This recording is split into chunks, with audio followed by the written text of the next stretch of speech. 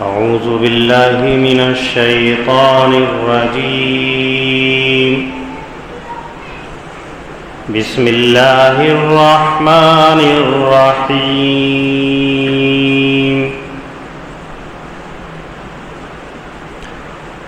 والذين يمسكون بالكتاب وأقاموا الصلاة إنا لا نضيع أجر المصلحين. وإذ نتقنا الجبل فوقهم كأنه ظلة وظنوا أنه واقع بهم خذوا ما آتيناكم بقوة واذكروا ما فيه لعلكم تتقون. صدق الله العظيم.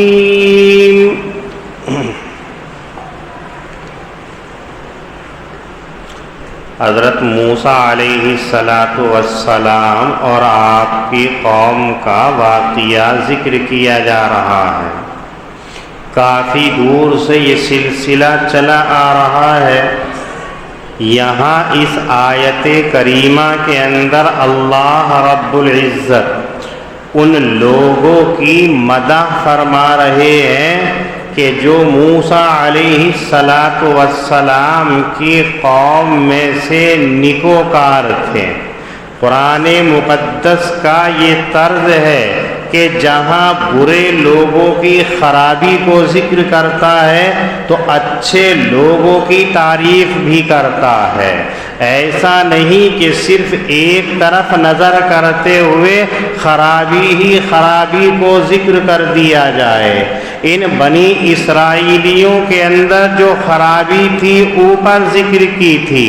کہ جب اللہ رب العزت نے بنی اسرائیلیوں کو فرعون اور آل فرعون سے نجات دے دی تو ان لوگوں نے عبادت اللہ کی شروع کی. پھر ان لوگوں کے چلے جانے کے بعد میں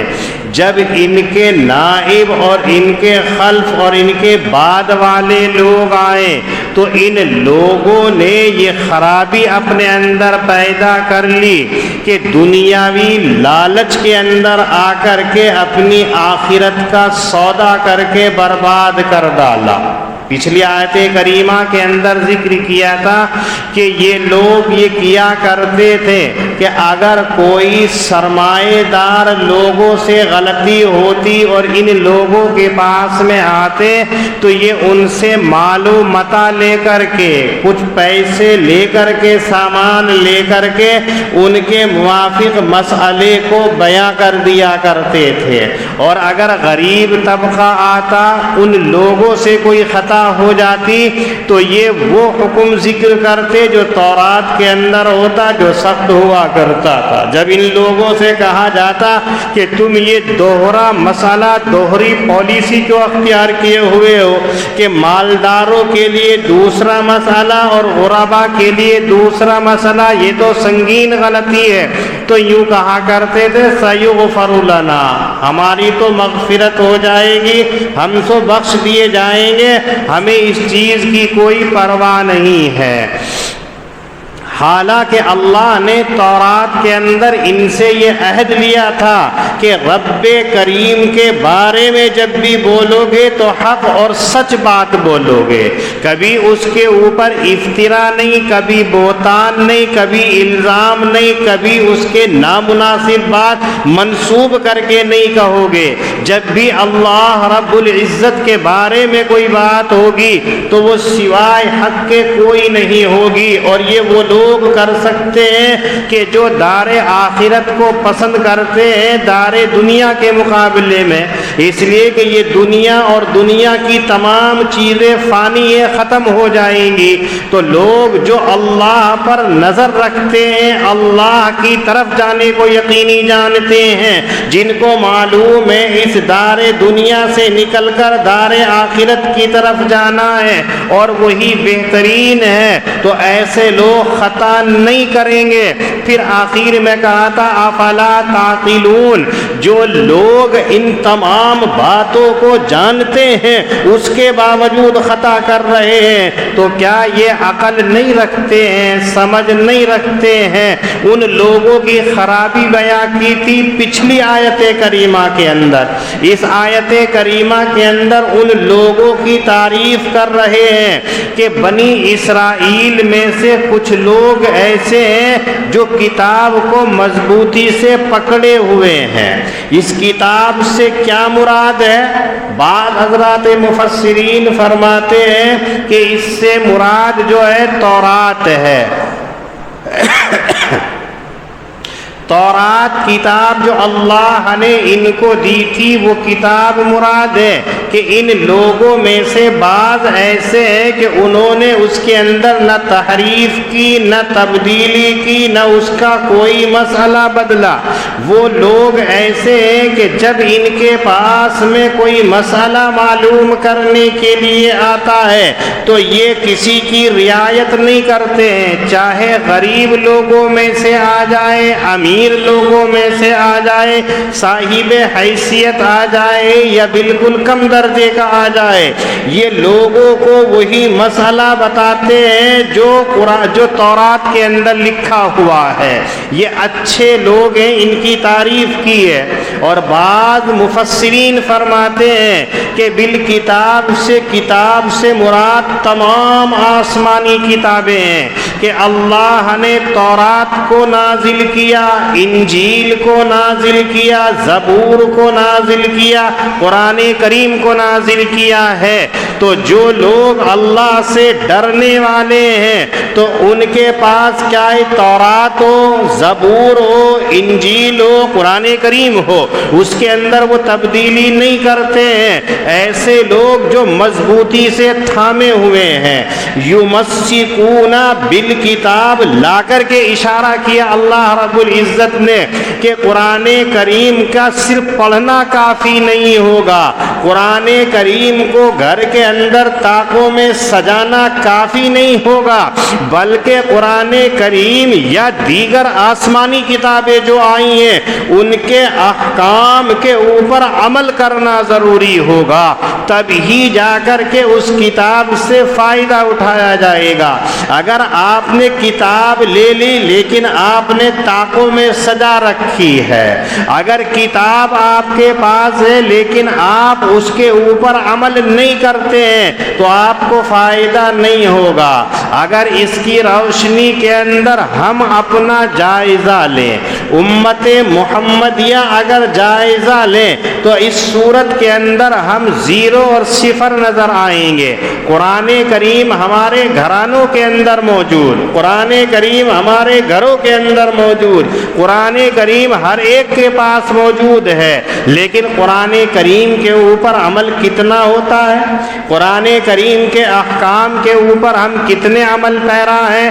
اگر یہ دیکھا جائے تو ہم زیرو نظر آتے ہیں۔ قرآن ہم سے صرف یہ نہیں کہتا کہ نماز پڑھو، قرآن ہم سے صرف یہ نہیں کہتا ہے کہ روزے رکھو، بلکہ قرآن کریم کہتا ہے کہ اللہ کے نبی صلی اللہ علیہ وسلم جو تمہیں دے کر کے گئے ہیں اس کو مضبوطی سے تھام کر عمل پیرا ہو جاؤ، اور جن چیزوں سے رسول اکرم صلی اللہ علیہ وسلم نے منع کر دیا ہے ان تمام سے رک جاؤ۔ یہ ہے قرآن کریم کے اوپر عمل کرنا۔ قرآن نے جس چیز کو حلال کیا اس کو حلال جانا جائے، قرآن مقدس نے جس چیز کو حرام کر دیا اس کو حرام سمجھا جائے، قرآن کریم نے جس کے اوپر عمل کرنے کی اجازت دے دی اس پر عمل کیا جائے، جس سے روک دیا، جس سے اجتناب کا حکم دے دیا اس چیز سے اپنے آپ کو روک لیا جائے،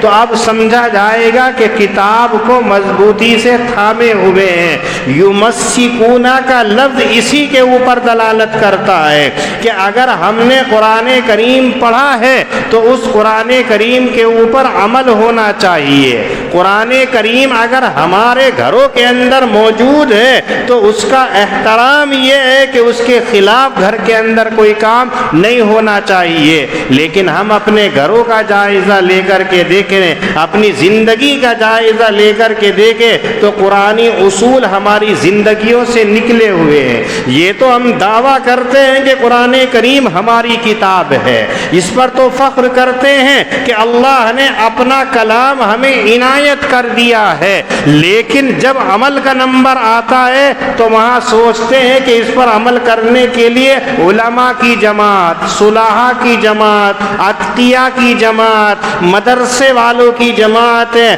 ہم اس سے علیحدہ ہیں۔ ایسا نہیں ہے۔ شریعت اسلامیہ کے اندر جس نے لا الہ الا اللہ کا اقرار کر لیا ہے تو تمام کو اس کے اوپر عمل کرنا ضروری ہے۔ یہ کہنا کہ وہ عمل کرے گا ہم نہیں کریں گے، یہ سوچنا کہ ان کی ذمہ داری ہے ہماری نہیں ہے، یہ شیطانی وساوس اور شیطانی خیالات ہیں۔ جب اللہ نے ہمیں ایمان کے ساتھ میں متصف کر دیا، ہمیں یا ایھا الذین آمنو کے لقب سے یاد کیا ہے، تو اب ہماری ذمہ داری ہے کہ ہم قرآن کریم کے تمام احکامات کے اوپر عمل کریں، تمام اصول کے اوپر عمل کریں۔ یہی ہے کہ جو مفسرین کی رائے ہے کہ بالکتاب کو لا کر کے تورات والوں کو تورات کے اوپر عمل کرنا، انجیل والوں کو انجیل کے اوپر عمل کرنا، اہل زبور کو زبور کے اوپر عمل کرنا، اور جب یہ تمام لوگ قرآن کریم کو پالیں، اگر انہوں نے آخری کتاب قرآن کریم کو پا لیا ہے تو پھر قرآن کریم کے احکامات کے اوپر عمل کرنا اور اس کو مضبوطی سے تھامنا یہ اچھے لوگوں کی علامت ہے۔ اور دوسری خوبی بیان کی وَأَقَامُوا الصَّلَاةَ، یہ لوگ بنی اسرائیل میں کچھ ایسے ہیں جو نماز کو قائم کرتے ہیں، اقاموا الصلاۃ لا کر کے، حالانکہ بہت سارے احکامات تھے لیکن اللہ نے یہاں پر ایک کو ذکر کیا، اقاموا الصلاۃ، کہ نماز کو یہ قائم کرتے ہیں۔ اس طرف اشارہ کر دیا کہ تمام احکامات الہیہ اور تمام عبادات الہیہ کے اندر اللہ کی نظر کے اندر سب سے اہم ترین عبادت اور سب سے اہم ترین حکم اگر ہے تو وہ نماز پڑھنا ہے، نماز کو قائم کرنا ہے۔ اقاموا الصلاۃ لا کر کے صرف یہی نہیں کہ نماز پڑھی جائے، حضرات مفسرین میں سے بعض فرماتے ہیں کہ اقاموا الصلاۃ کا مطلب یہ ہے کہ خود بھی نماز کو قائم کرنے والا، نماز کو پڑھنے والا ہو اور سامنے والے کو بھی نماز کی دعوت دینے والا ہو۔ صرف یہی نہیں کہ خود نماز پڑھ رہا ہے لیکن سامنے والے کو کچھ نہیں کہتا ہے، کبھی نماز کی دعوت نہیں دیتا ہے، کبھی نماز کی تلقین نہیں کرتا ہے، تو وہ لوگ اقاموا الصلاۃ کے اوپر عمل کرنے والے نہیں ہیں۔ آج ہم یہی سوچتے ہیں بس ہم نماز پڑھ لے کافی ہے، دوسرا پڑھے یا نہ پڑھے ایسا نہیں ہے، بلکہ اقاموا الصلاۃ ہمیں ہماری ذمہ داری کی طرف احساس دلا رہا ہے کہ ہمیں اگر دوسرا نماز نہیں پڑھتا ہے تو پیار سے، محبت سے، جس طریقے سے بھی ہو اسے نماز پر لگایا جائے۔ اور اقاموا الصلاۃ کا ایک مطلب یہ ہے کہ نماز کو اس کے ارکان کے ساتھ میں، نماز کو اس کی صفات کے ساتھ میں، نماز کو اس کے حقوق کے ساتھ میں ادا کیا جائے۔ ایسا نہ ہو کہ تو چل میں آتا ہوں، جلدی جلدی نماز پڑھی چلے گئے۔ ایسا نہ ہو کہ اگر جلوت کے اندر نماز پڑھ رہے ہیں تو بڑی لمبی لمبی نماز ہے، اور اگر تنہائی اور خلوت کے اندر پڑھ رہے ہیں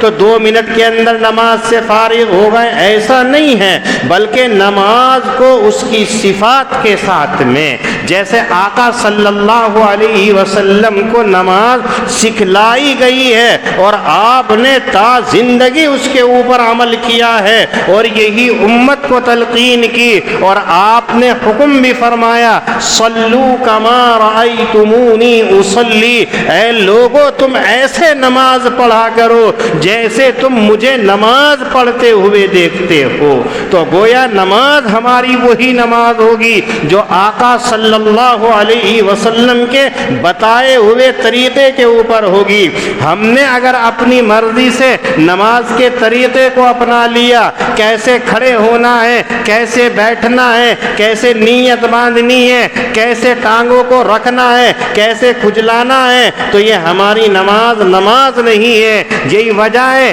کہ آج نماز ہمیں غلط کاموں سے نہیں روک رہی ہے، تو اس کا نتیجہ یہ ہے کہ ہم نے نماز کو اس کی صفات سے ہٹ کر کے پڑھنا شروع کر دیا ہے۔ کبھی ہمیں یہ احساس نہیں ہوتا کہ رسول اللہ صلی اللہ علیہ وسلم نماز کس انداز سے پڑھا کرتے تھے، نماز کی کتنی شرائط ہے، نماز کے کتنے ارکان ہیں، نماز کی کتنی سنتیں ہیں، نماز کے کتنے آداب ہیں، نماز کا طریقہ کیا ہے، ہمیں نہیں ہے۔ اول تو ہم نماز نہیں پڑھتے ہیں، اور اگر ہم نماز پڑھتے ہیں تو امام کے پیچھے جا کے کھڑے ہو گئے، ہمیں پتہ ہی نہیں ہے کہ کیا ہے یا کیا نہیں ہے، سلام پھرا تو سنتیں بھی غائب ہیں، دیگر اور نمازیں بھی غائب ہیں۔ تو میرے دوستو یہ نماز اقام الصلاۃ والی نماز نہیں ہوگی۔ اقام الصلاۃ لا کر کے بتایا ہے کہ نماز اگر کسی کی صحیح ہے تو پورا اس کا دین صحیح ہے،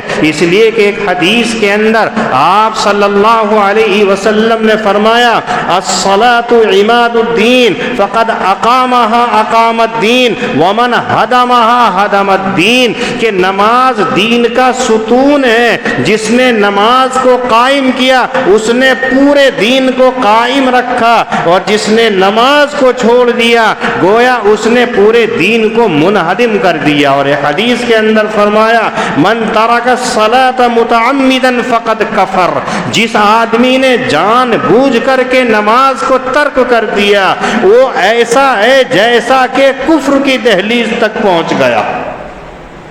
جس نے نماز کو جان بوجھ کر کے چھوڑ دیا تو گویا ایسا ہے جیسے ایمان سے باہر والے لوگوں کے طریقے کو اپنا لیا۔ معلوم یہ ہوا کہ ایمان اور غیر ایمان والوں کے درمیان میں اگر کوئی حد فاصل ہے، اگر کوئی دونوں کے درمیان میں فرق کرنے والی چیز ہے تو وہ نماز ہے۔ آج ہم نے نمازوں کو ترک کرنے کا ایک معمول بنا لیا۔ ہمارے ذہنوں کے اندر یہ ہے کہ نماز تو صرف جمعے کی پڑھ لیں گے کافی ہے، یا عید اور بقرہ عید کی پڑھ لیں گے تو کافی ہے، حالانکہ پانچوں نمازیں ایسے ہی فرض ہیں جیسے نماز جمعہ فرض ہے، لیکن ہمارے دلوں سے اس کی اہمیت، اس کی عظمت نکل گئی۔ جب نمازوں کے اندر ہم نکمے ہو گئے، نمازیں ہماری زندگیوں سے رخصت ہو گئی تو دین ہماری زندگیوں سے نکل گیا۔ اور آج ہمارا حال دیکھ لیجئے